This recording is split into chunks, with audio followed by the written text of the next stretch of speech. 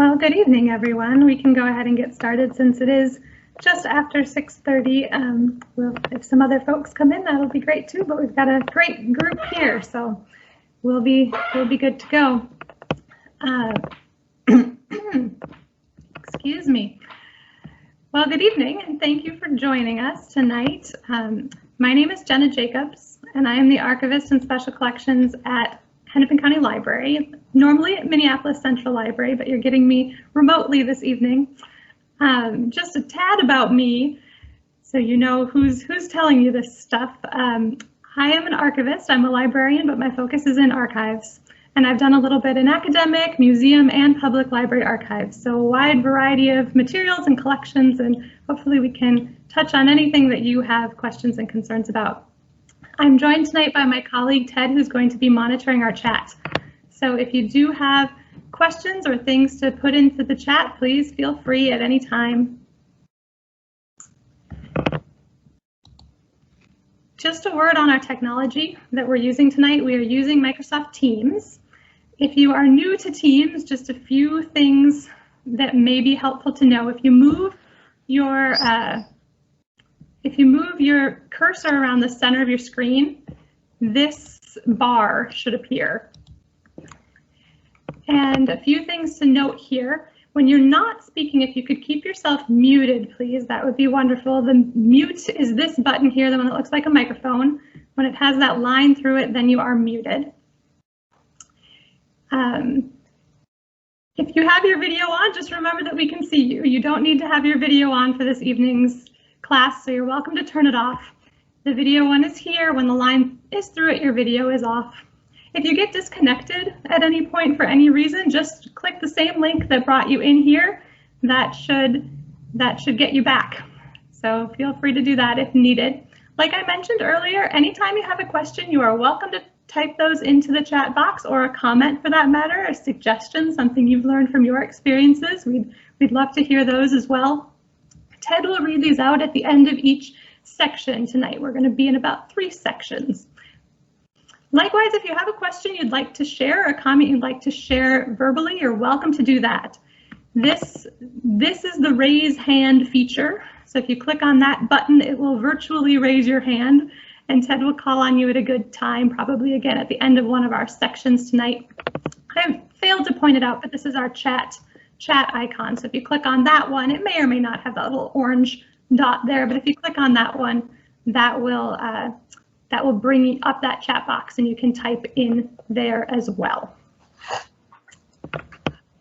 Let's try out that chat box and see how it works. If you want to open up that button and type in there, if you're willing to do so or interested in doing so, an organization or group that you're involved with, one maybe that brought you here tonight to learn a little bit about archiving for organizations and groups. And then if there's something that your group is known for, an event or an activity that's really important to what the group does, something that you might be interested in archiving. It'll take just a minute or two to type those in. You can see I left an example here of, I'm from the Hennepin County Library Special Collections, and we're known for our local history preservation and programming.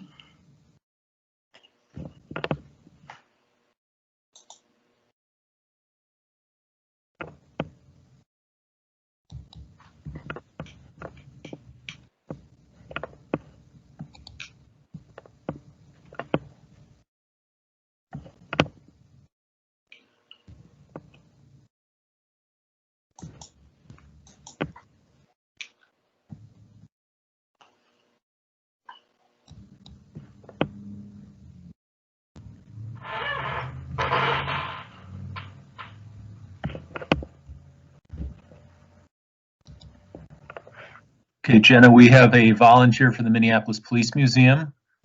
We have someone from Women Against Military Madness, known for our many protests and actions.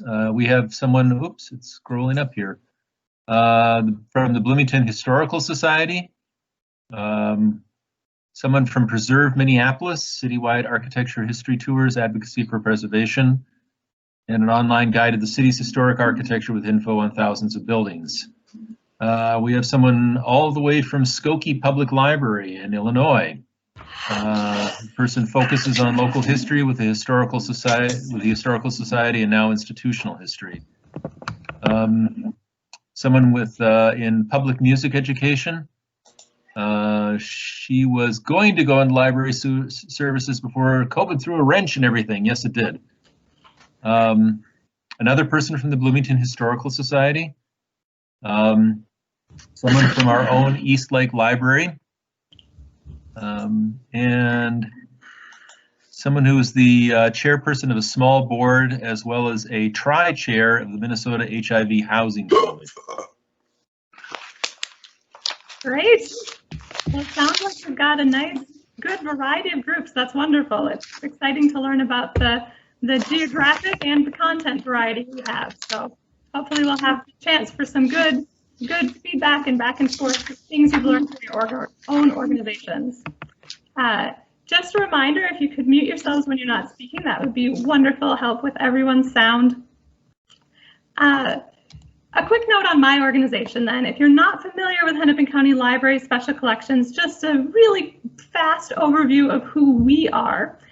We are, like I said, located at Minneapolis Central Library, and we house a variety of collections on themes. Our largest and our most heavily used collection is our Minneapolis and Hennepin County collection. And this includes local history in all kinds of formats, everything from menus to maps to archival collections of a variety of materials. We have over 400 processed archival collections documenting local history, everything from individuals to groups and organizations like yourselves.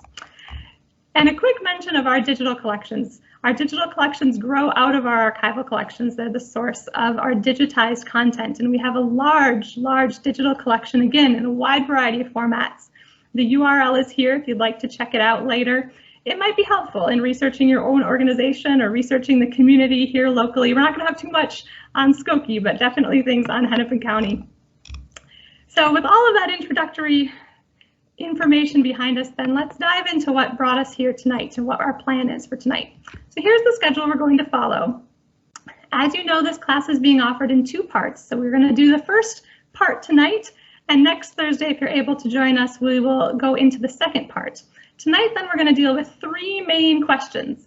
We're going to start out with a little bit of theory and a little bit of background information and talk about why we keep records. Why are archives important? What even are archives? Get a little bit of that out of the way. And then we're going to deal with 2 slightly more practical questions. The first being, what do we want to keep out of all of these records and all of these documents that are created?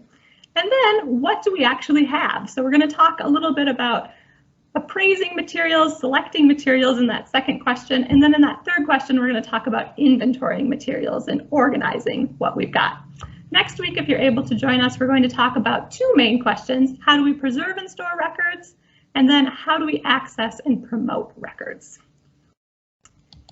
Let's get started. Why do we keep records? Well, first off, what are records? What am I even talking about? Here are a couple of definitions that I think are particularly good from the Society of American Archivists. So when we archivists talk about records, what are we talking about?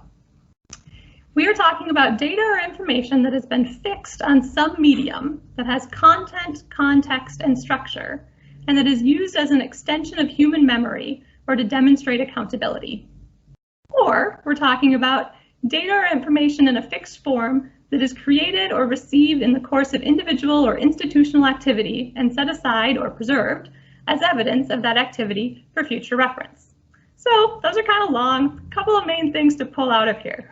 First, there's no limit in the type of media. You'll see it doesn't say it has to be on paper, doesn't have to be a digital file. It can be anything. It can be paper, it can be audio, it can be video, it can be those digital and computer files. All it has to be is somehow fixed to something.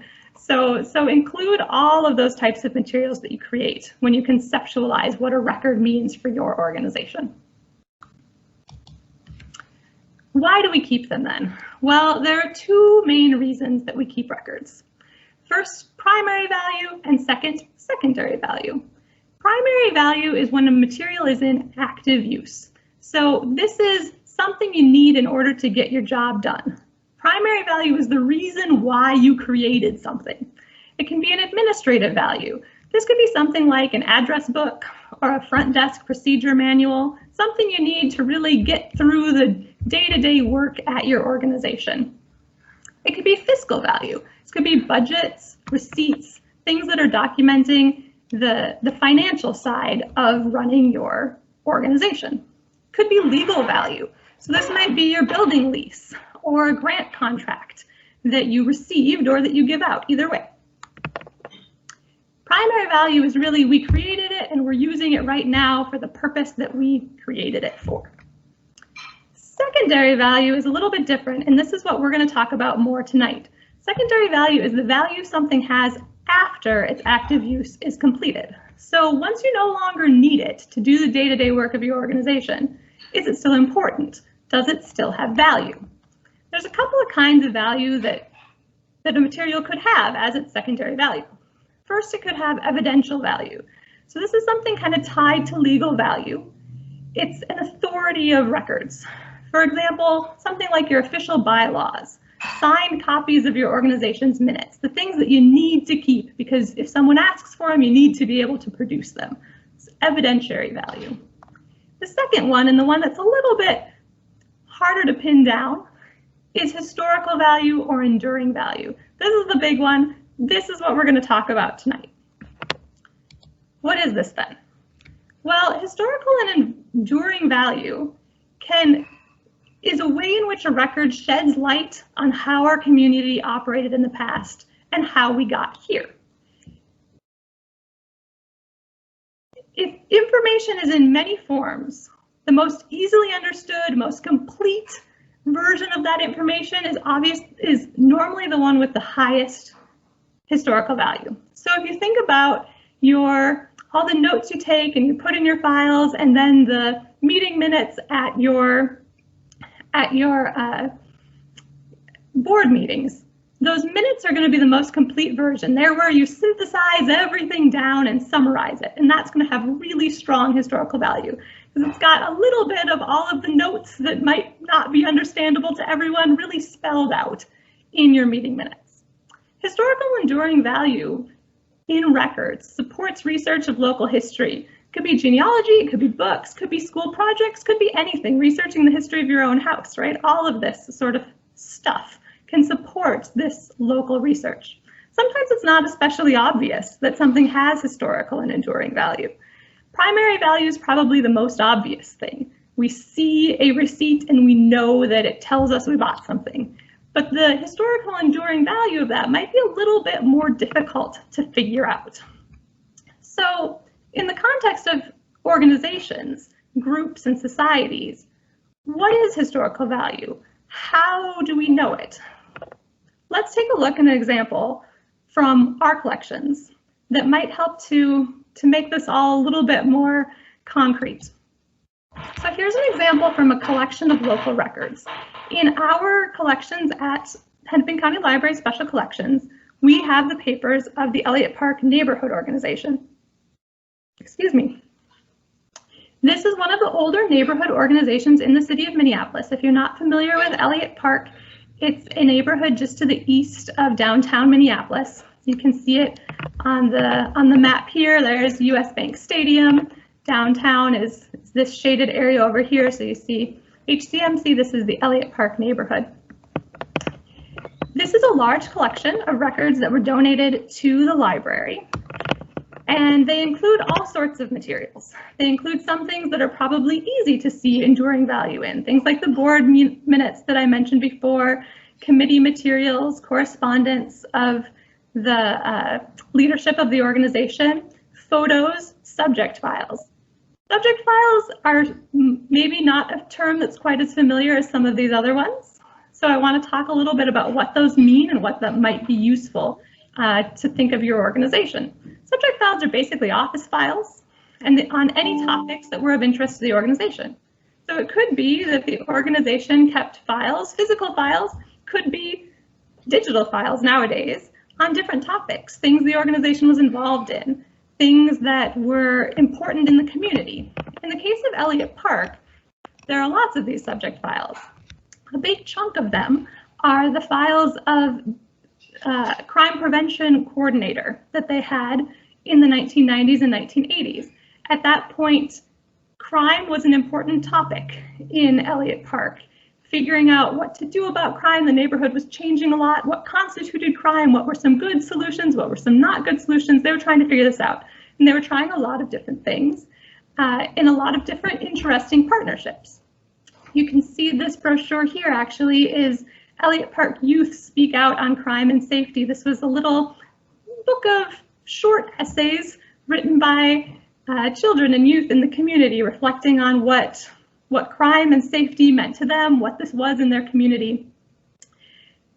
These records not only speak to the history and the evolution of Elliott Park. Lots of things were changing at this time. You'll see this brochure that has a picture of the Metrodome on it. The Metrodome was being built and that eventually the Metrodome comes down. So these records speak to that, but they also speak to just innovative things going on in Minneapolis and in communities at large. Things like community-oriented policing is an example that this brochure speaks to. What worked, what didn't. Things that they tried, things that maybe did or did not work. What's especially neat about these records from organizations like Elliott Park Neighborhood or like your organizations, is that they show a side of history we don't always see. It's different than the government response, which is often well documented, often has to be. Government has regulations that they have to hold on to a lot of their records. What these records show from community organizations is a more grassroots, a more local, a more community-focused response to what's going on in the greater world and in the greater community. These are voices that aren't always represented in the archive. So they're ones that are really exciting from my perspective as an archivist to find, and I'm sure from yours too, as folks involved in organizations who obviously know that your organization's work is very important. So we know that these materials are worth keeping, that they tell stories that often go untold, but specifically which materials are worth keeping?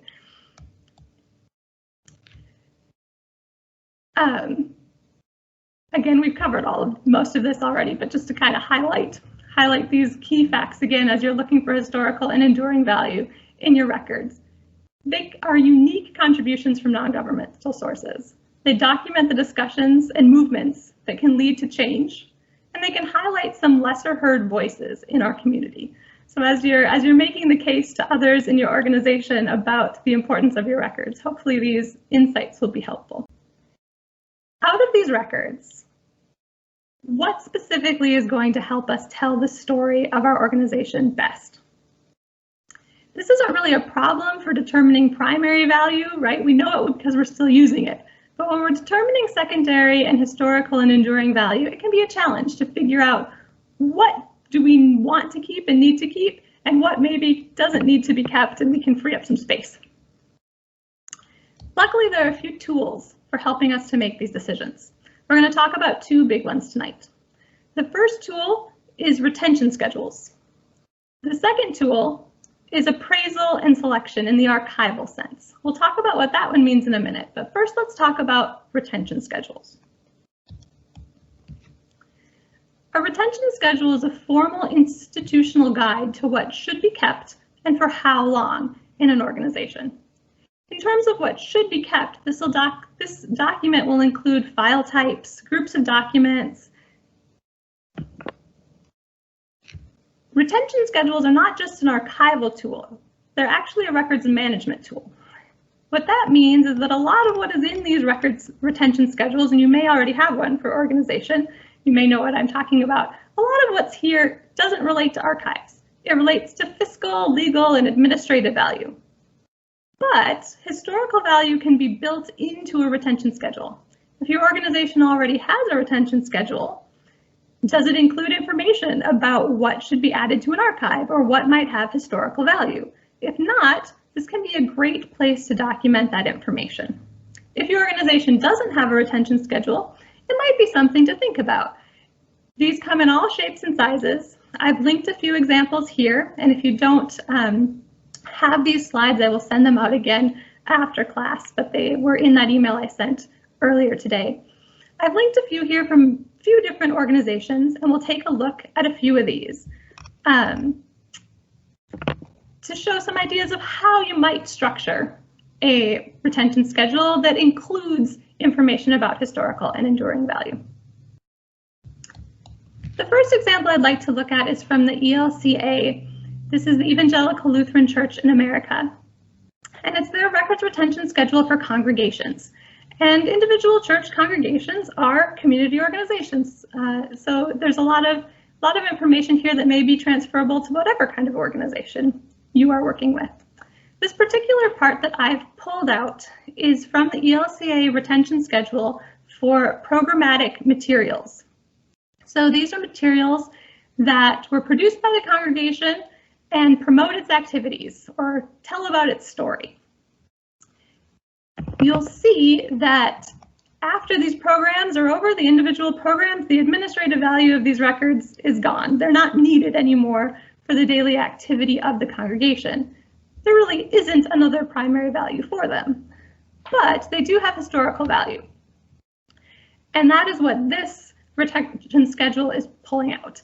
It's saying here are some things that really do have historical value. And if you look at the things that are listed here, some of them might be pretty obvious contenders for historical value. Histories of the congregation, so something's going to tell about it.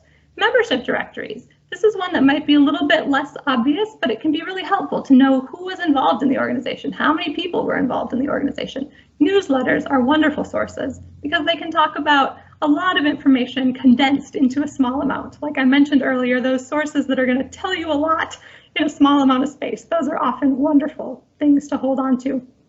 Likewise, news releases, programs and training manuals, and you'll notice here they do mention audio and visual materials, including photographs. So a good thing to think about building into your retention schedule, all different kinds of formats. It doesn't have to be broken out by format. You notice here they don't list photos separately. They're listing it all together as these programmatic materials. In this center section, they're going to talk a little bit about how to care for records. That's something we're going to cover a lot more next week, but it's interesting that they built it into a retention schedule. That might be something that you're interested in doing too. If you have a way that you like things to be stored or want things to be held on to that's been working well for the organization, something to pass on to folks who come after you in the organization can be really useful to just keep it all together right here in one document. I also really like that they pull out digital files. Remember, records can be physical, they can be digital. We have to think about all of them. Probably the most important thing here then is this third column, this final disposition column, meaning what do we do with this stuff? In this instance, it needs to be kept. It says place in the congregation's archives. Now in some places in a retention schedule, this might be where it says you only need to hold on to this for 3 years, or this information should be destroyed after 10 years, whatever the case may be. For an article of enduring and historical value, things that will end up in an archive, it should be something like what's in this example here, that they should at least be considered for the archive if they don't end up being kept permanently. So that's one neat example. Here's one that's a little bit different. This example is coming from the Minnesota Government Retention Schedules. This is the retention schedule for school district records in the state of Minnesota. So this is a formal government record retention schedule, but a lot of what's done here can be applied to any organization. You'll notice it's a different sort of setup than the last one we looked at. They have the title of specific groups here. They broke it down a little bit more by article, and then they explain it, which is also very helpful, right? To make sure folks who read this coming after us know exactly what we were envisioning with this document. The retention period is here, and you'll see that some of these things can be destroyed after a year or so. What I like about this one is that they have a column specifically about something being archival. You could call this historical and enduring value. They called it archival. It's meaning the same thing in this instance. But it's nice to just have that column there. You can easily scan down it and say, yep, this is the stuff that needs to be kept. And if you already have a records retention schedule, this might be the sort of column that's really easy to add into what you already have. Throw in another column there, say this is the sort of stuff that we need to think about keeping forever. If you don't have a records retention schedule, you may want to consider creating one. There are resources that can help. There are guides that can be helpful on that first slide of retention schedules. The example that we're not going to look at right now is from the Minnesota nonprofits, and they can help give you sort of a template of what some nonprofits use and some nonprofits find helpful. You want to check with your own legal advisors about the things that you do need to keep and the things that maybe you don't. But in terms of what has historical and enduring value, a records retention schedule can be a really useful tool. But if you don't have one, how do you go about creating one? Well, that leads us to our second tool that we talked about at the beginning of this section. That second tool is archival appraisal and selection. Now, I'm not talking about the kind of appraisal that you see in this picture. We're not talking about monetary appraisal like you would find on Antiques Roadshow. We are talking about a process by which you determine whether records meet the standards for inclusion in an archive. So it's looking at something and appraising it in the sense of, is this something that should be in an archive? Now you can use this appraisal process and the selection process that follows that appraisal to decide on your retention schedule. You can use it to create a retention schedule, but maybe you don't have a retention schedule. Maybe you don't want a retention schedule. You can still use this process without one. That's just fine. How do you do this? Well, first, before you even start, I would encourage you to learn as much as you can about the organization's history. Pick out key dates and key people. Learn about what the organization's mission has been throughout the years. Maybe its mission now is not quite the same as the mission when the organization was founded. Maybe it's evolved throughout the years. If you are in a new organization, write down these sorts of things as well. Write down what your mission is so that folks in the future will be able to compare how it's changed through the years or how you've lived up to it. List key programs and functions of the organization. What sort of things do you do? The kind of questions like we started tonight with in the chat box. What are some things that your organization's known for? Maybe some things they used to be known for, but that they don't do anymore. As much as you can learn about the history will really be helpful in figuring out what's important once you start to look through what you have. Appraisal and selection is a little bit of a balancing act. You're going to want to determine what the scope is of what you're interested in keeping. This can be a little bit challenging, and it's probably going to change as you go through the process. Are there things you know that you can't keep? Or maybe you just don't have the space to keep anything larger than 3 feet by 5 feet. It just simply will not fit in your offices. Are there formats that you just know you can't keep? You have no interest whatsoever in 16mm film. These are good things to write down, but I encourage you to be really open-minded and accept that these may change as you go through this process. The example I've linked here, and I'll show it on the next slide, is from our donation guidelines at Hennepin County Library Special Collections.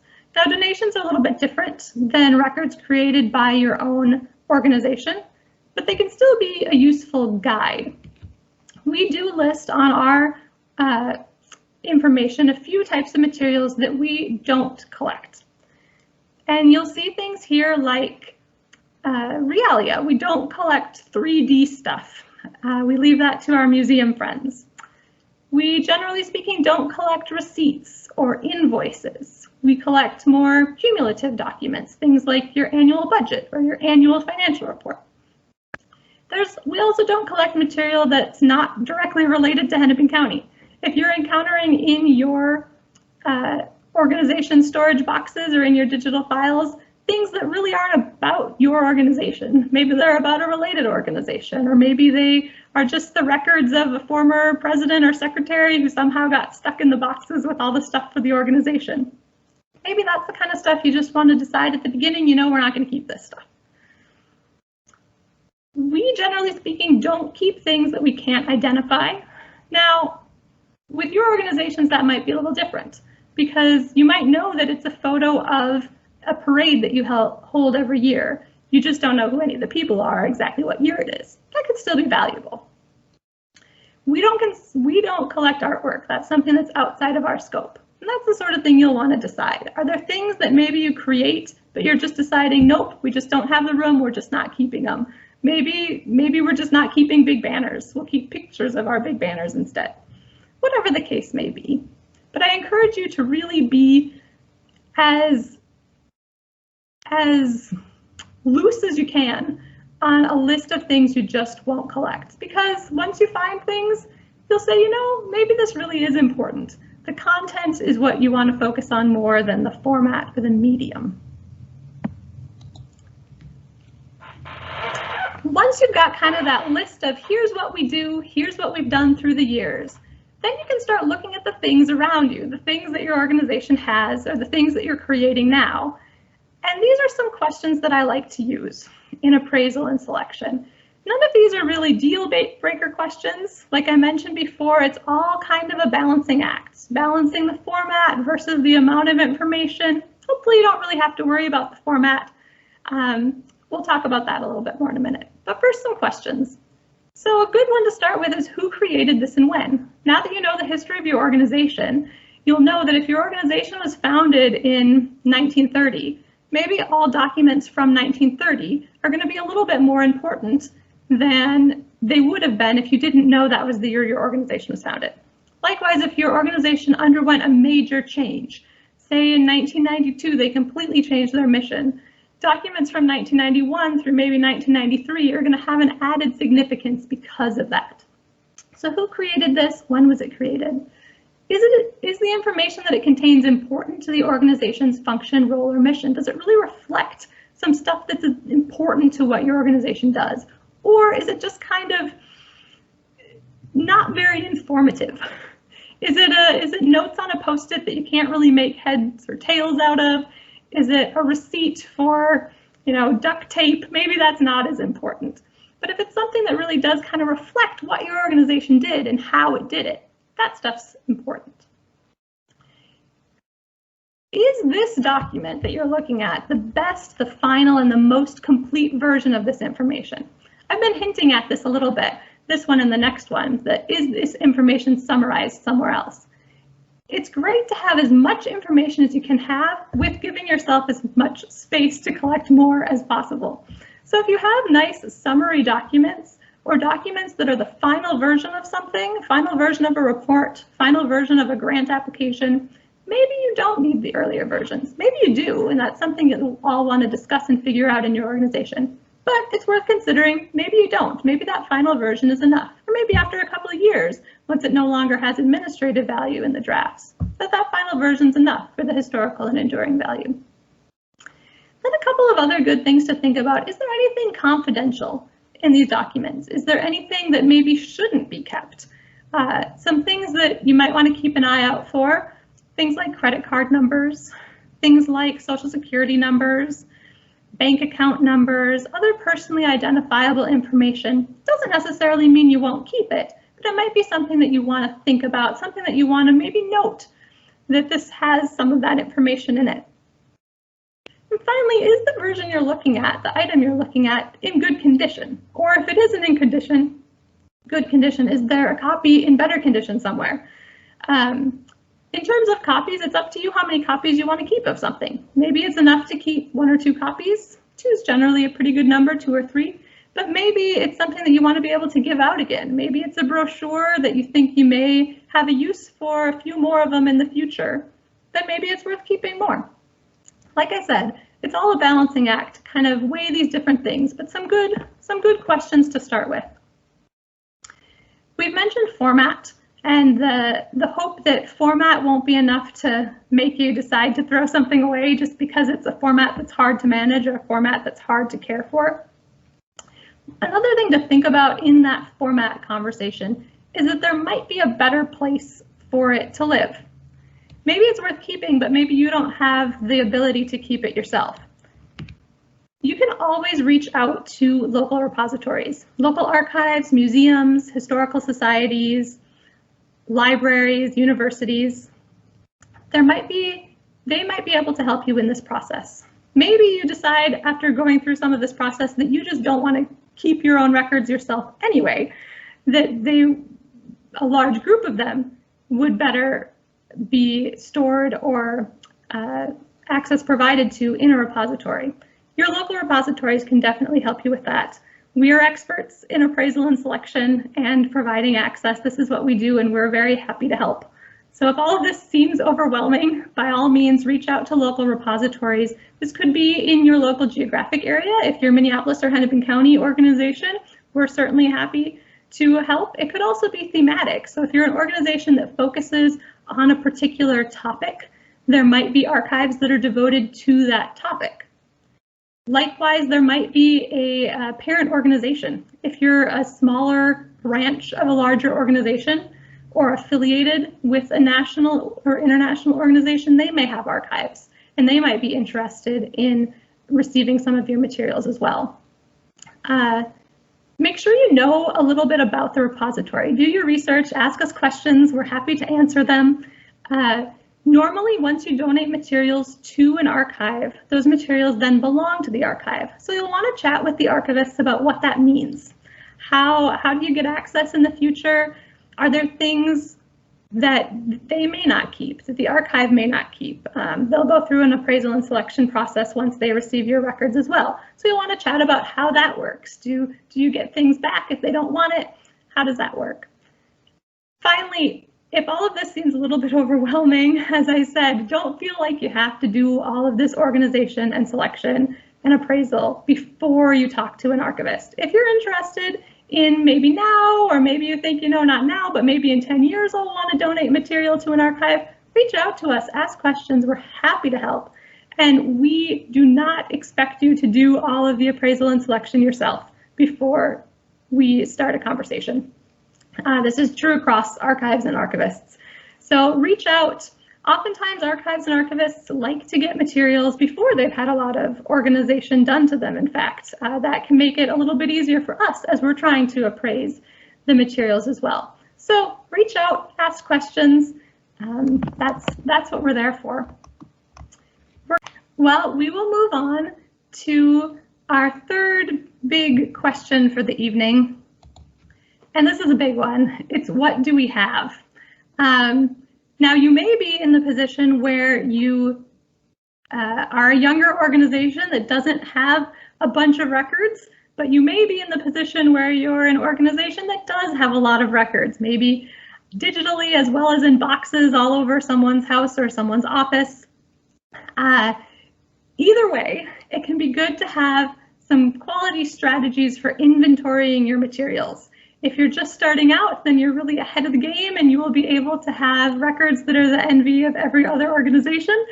Otherwise, this is a good place to go back and put some of those appraisal and selection skills to use and kind of figure out what you've got. Now, this section, this inventorying and figuring out what you have, doesn't necessarily come after appraisal and selection. These are steps that go hand in hand. Once you know you have something, then you'll have to decide whether you want it. It could be you have a wonderful retention schedule or you make a fantastic retention schedule, but then you start going through boxes and realize, you know what, this organization used to have a newsletter and I didn't know that. And we've got 3 boxes worth of newsletters. Are we going to keep those or not? So it's give and take. You're going to do a little bit of appraising and selecting. You're going to do a little bit of inventorying and you're going to go back and forth and you can do them together. Inventories, what do I mean? Well, I mean just lists of what we have. These can be handwritten, they can be digital, you can use whatever tool is useful to you. What I'm going to show you tonight are some examples using Microsoft Excel because I like Excel and I think it works pretty well for this process. If you like something else, by all means, use it. The only thing I would encourage you, and this is sort of a sneak peek of next week, is if you are using digital to use a common format and something that'll be easy for people to open in the future. I caution you against using the newest, greatest app because if you put all of that work into it and then nobody is using the app 3 years from now, it'll be a lot of, unfortunately, wasted work. But any format you like will work just fine for these. A few things you're going to want to include for sure. You're going to want to include some information about the content. What is this thing? Some information about where it is located. The more specific you can be, the better, and the more you can keep things in the same places, the better. Size and quantity. How much of this thing do I have? And then some appraisal notes. at a very minimum. Some notes on, yeah, I think this thing is worth keeping, or this is kind of a dirty version of this thing. It's got coffee stains all over it. Maybe I should be on the lookout for a better version of it. There are many different strategies and varieties of inventories, and they're going to change based on your situation. It might be an iterative process. So you might do an inventory at a really high level overview, what I'm calling here a really big bucket inventory, and then you might go back and do a smaller inventory of some portion of that, a more small bucket, getting more into the detail. It'll all vary and it'll all depend, and there's really no right or wrong. I'm going to show some examples of some things that have worked pretty well for me, but if you have examples or thoughts on things that have worked well for you, please throw them in the comments or raise your hand. We'd all love to learn from one another. So here's an example of a big bucket inventory. This can be for an entire archive, an entire donation, if you're an organization that accepts donations or has accepted donations without necessarily intending to, too, that works. Or it can be for an entire location. So maybe you have material in a few different buildings and a couple different board members' houses and in your office. You could use this style for that too. It's going to cover a lot of material with pretty minimal detail. So this is a hypothetical. None of these are real documents from our collection, but I put in an example here. So you'll see I've got a few columns, but pretty basic. I've got description, quantity, location, and notes. So the description, these are big groups. I'm doing all the records of the Hennepin County Library and all the records of the Minneapolis Public Library. And then you'll see the Hennepin County Library, I'm saying it's a bunch of stuff. I'm saying it's 35 boxes, 5 cabinets, and 3 scrapbooks. And likewise, this other collection, this Minneapolis Public Library, it's a lot of stuff too. So it's 2 standing cabinets and 50 bound volumes. And then where are they? So here we're using pretty relative locations. This one's in the closet next to the director's office. This one's on the left wall of the director's office. If you have more specific locations, all the better. If it's in one of your board members' houses and you put so-and-so's house and their address, great. If it's a particular room that has a number in your organization, great. Whatever will make sense for other folks reading it, that's always the goal of these. Make sure that they're understandable by anyone, or at least anyone in your organization who happens to pick them up. Finally, I mentioned you'd want some kind of appraisal notes. That's what's here. So I'm saying that out of these 50 volumes, 2 of the volumes are in pretty bad shape. They would need to be rebound in our hypothetical example. So this is a very high level overview, but this could really be useful. At least you're getting a handle on where the stuff is. Going a little bit more insular then would be what I'm calling here a medium bucket. So this is going to be by groupings in collections or in a particular location, but maybe getting a little bit smaller in those locations, a little bit smaller in those groupings. You're going to have fewer materials in each group, and it's going to be a little bit more detailed. So you can see these are still the same hypothetical collections, but we've broken it down a little bit more. So instead of just Hennepin County Library records, now I'm saying, well, here we've got annual reports. And if a column that I always really like, or something that I think is really helpful, if you can do it, are dates. So whatever kind of dates you can do, the most specific you can get, great. If you know it was on January 3rd, 1920, write that. If you don't, whatever you got will work. So here we've got annual reports from 1975 to 1994. I'm saying it's 20 volumes, and I'm saying instead of just in the director's office, these are on the shelves above the director's desk. So we're getting more specific. You'll notice these dates are in all different kinds. Like I said, get as specific as you can. So if you know years, great. If you know decades, that'll work. If you know something covers a wide span, but it doesn't cover every year. So here we've got board minutes, but we're missing some of them. That's great to note. Note whatever you can. It'll be helpful in the future. Or if you just think, you know, these slides, based on the fact that they're slides and based on the couple I can kind of make out, they're probably the 1980s. 1980s question mark is perfectly legitimate. You can always come back to it later, but don't let the fact that you're not sure about something stop you. Just do the best you can, note when you're not sure, and keep going. Again, you'll see this one's getting a little bit more specific. These are some kind of common groups you may run into, things that will probably be on your list of things that are worth keeping as you've done your appraisal and selection. And whatever you can note about them. So here you'll see I've noted that these are signed copies of the board minutes. Maybe that's important for your organization. Maybe it's original artwork for your brochures. You'd want to mention that over photocopies, that sort of thing. Getting even smaller then, our smallest bucket that we're going to look at tonight, this can be by individual units or materials. I like to do these by individual boxes, and I like to number my boxes. This is the most specific that I get. It's fewer materials and more detail. Maybe it's not boxes, maybe it's folders, maybe you're going really small. I've added in here also a series column or a categories column. This can be kind of helpful in figuring out where things go together. You can kind of make your medium or your big bucket out of your smaller buckets. So in terms of box numbers, I just like to go through the first box I look at becomes box 1 and so on. You could also organize them by your series. You could get more specific or more organized.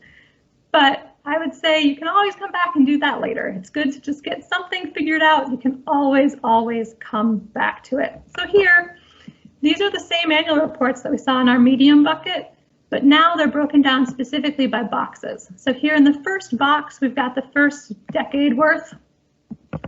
And in the second box, we've got the second decade worth. I would physically label these boxes. So write box number 1 or box number 2 on it with a permanent marker, or stick a mailing label on it that explains that. If you want a note on there, you know, this relates to this inventory, give the inventory date or the inventory title, all the better. It'll be helpful to those people who come after you. They'll thank you for doing that work. Some of these entries might be nearly identical. You'll see these administrative correspondence here. These look very, very similar. It's 2 boxes of the same thing. It just spilled over from one box to the next. That's okay.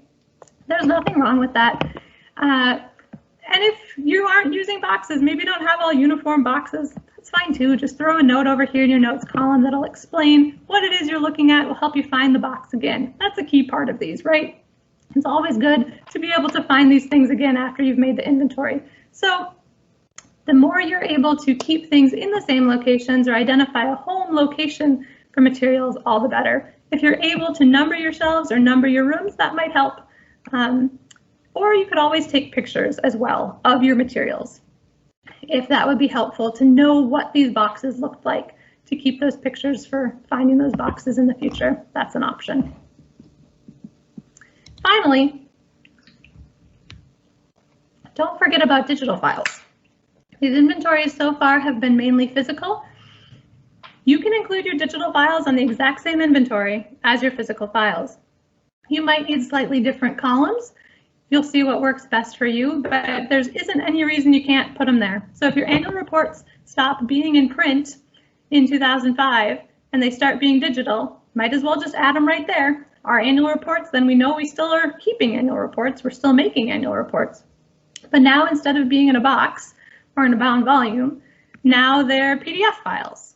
And it's helpful to know how much storage those files are, and it's helpful to know where they are. So here for the location, I've just put in that they're in our shared Google Drive. Maybe we have one for our organization.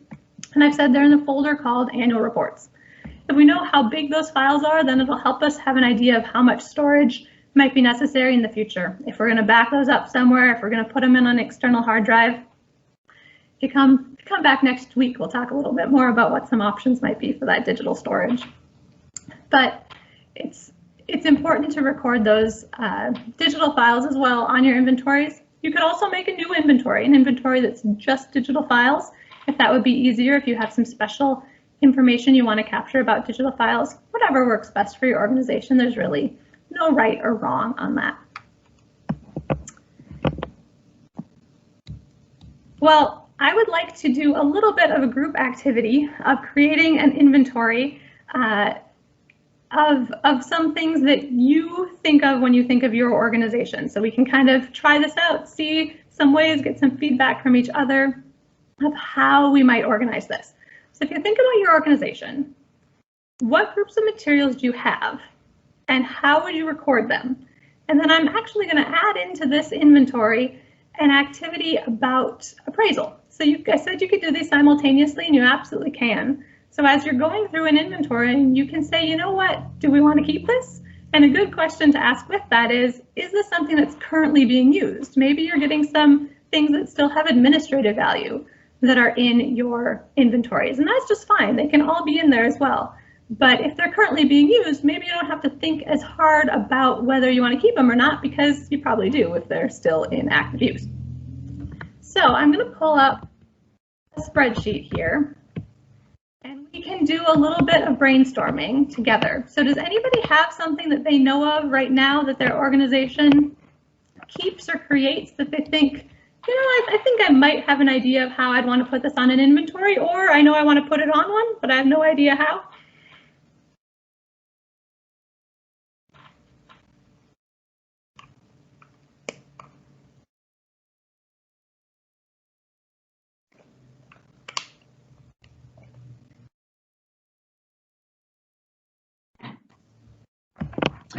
Okay, one of the attendees says glass slides.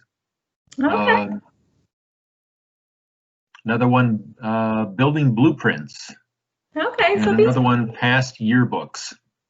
Okay, these are all really good things. All right, so glass slides. Well, that kind of is similar to the example that I've got here. So you could do something along the same lines. I've made my series or my category of media, but maybe you even want to get more specific. Maybe your category is photographs. Kind of glass slide you're talking about, but if it isn't, by all means raise your hand or type in and we can change that. But so you could put it something like this. You could put glass slides. Maybe you might want to put a note here about them being fragile. I always like to label my glass slides with a lot of big capital letters, fragiles all over them, just so that the next person doesn't accidentally drop them or expect them to be lighter. You might also want to put a heavy in there. Fragile and heavy. If you know dates of them, great. So maybe 1910s, something like that. And if you know what they're of, that's also something you could note here. So if you know that they're glass slides and the images are of people or of maybe it's of scenery or something, you can note that here as well. I am forgetting now what the second one was before the yearbooks. Building blueprints. Oh, building blueprints. Okay. So this is a neat one that you could do a few different ways. And if you have an idea, owner of the building blueprints, by all means, chime in. Blueprints, I'm guessing these are probably big and oversized. That could be its own series or category if you wanted it to be. Oversized, to me, means things that I'm not going to be able to fit in a nice normal size box. Maybe I have a standard size box. These are probably going to have to be hanging somewhere, something like that. So blueprints, and if you know which building they're of, you could even add the address here. Or if you know that there's, 8 sheets of them that constitute the one building, you could say that too, or you could say that here. Date's pretty self-explanatory. Location, if it's something like that, like blueprints that you're either rolling or hanging, you might want to note your location a little bit differently. In your notes, if they're rolled, you might want to say that they're rolled. And if they're rolled, are they rolled really tightly? Are they becoming kind of brittle? You could always mention that here too. This is a thing that may even be a yes, I'm currently using. Or if it's the blueprints to your current building, so something. Yearbooks. Yearbooks, again, however makes the most sense in your organization. So you could do each individual yearbook. Maybe yearbooks is a category, and your description is the name of the high school, and the date is whatever the graduating class year is. You could do it that way, and then you would have the space to write individual notes about each yearbook. So maybe this 1910 yearbook has a torn cover. If you want to get really specific, really detailed, this is a way that you could do it. Or maybe yearbooks are just part of your book collection, and you've got a big book collection. You could easily do that too. You could say we've got a bunch of books, we've got yearbooks from our local high school, and they're covering 1940 to 1985. Either way will work. Your location, again, wherever you're keeping them, as specific as you can get with yearbooks. If you know an exact shelf, or if you're keeping them in a box and it's numbered, all the better. These things probably not in current use, but probably the sort of thing that should be kept somewhere. Again, whether that's with your organization or whether that's with a local repository, is something you can figure out. But my 2 cents would be to try and keep those. Anything else anyone wants to add to our inventory or thinks could be improved on our inventory? Yes, executive board meeting minutes.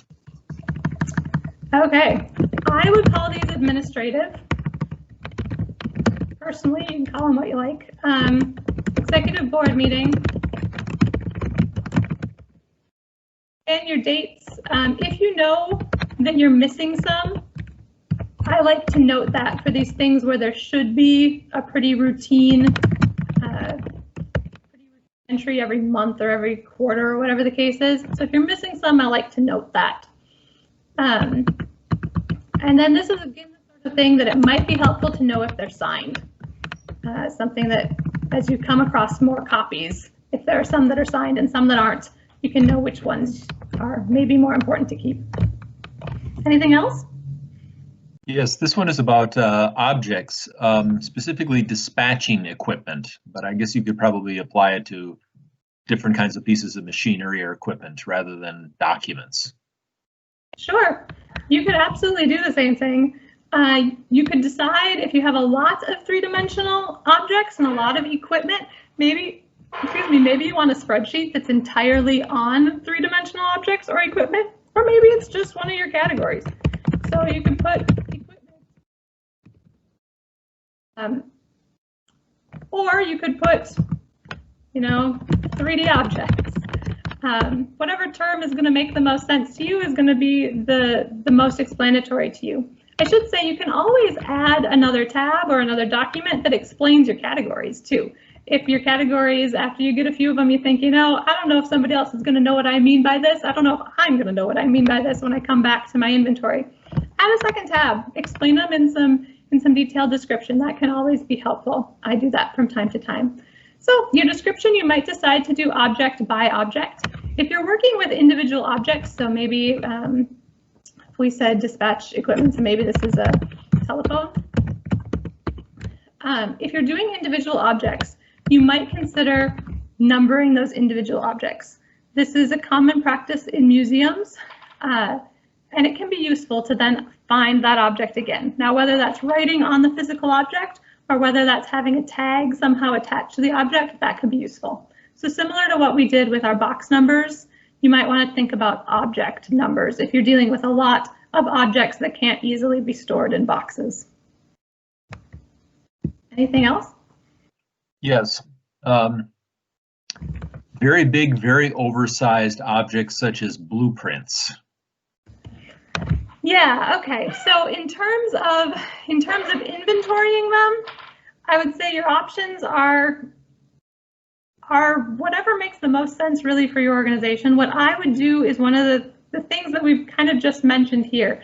I would say you could label them as blueprints on your inventory here and just say they're oversized, and when you have their location, I would explain that. So is it on a shelf? Is it a good location for something like that would be, if possible, flat storage, but I realize that might not be possible, especially if they've already been rolled for a long time. So you'd want to explain what that is and where it is. Hanging storage, you might, if you have them in hanging storage. The other thing you could do with those really oversized objects is treat them kind of the way we were just talking about treating 3D objects.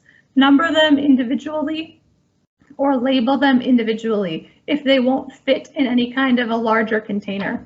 If you're getting to the point of writing on blueprints, you could use the same tagging system that we just mentioned. They sell archival tags. You could tie a tag around your rolled blueprint with a number or an explanation. That could be useful.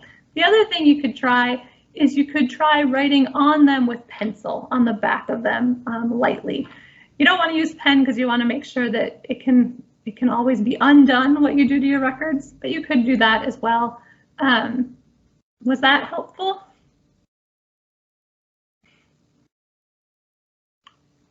I have one more that's actually a question.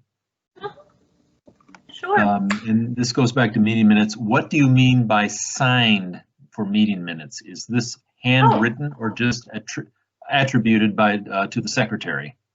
Sure. Yeah, I mean signed by a secretary.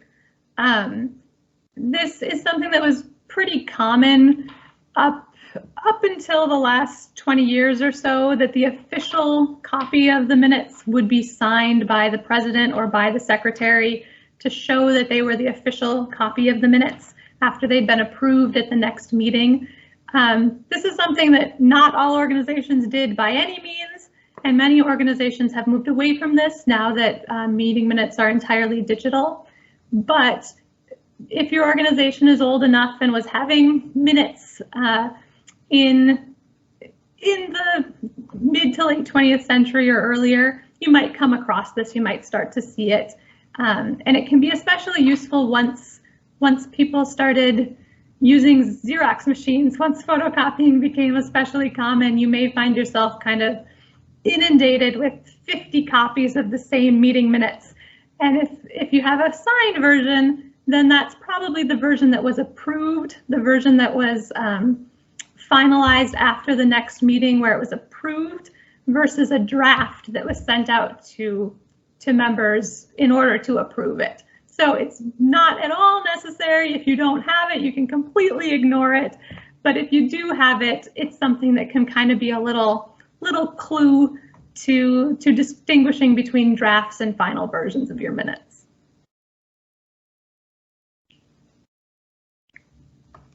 Anything else?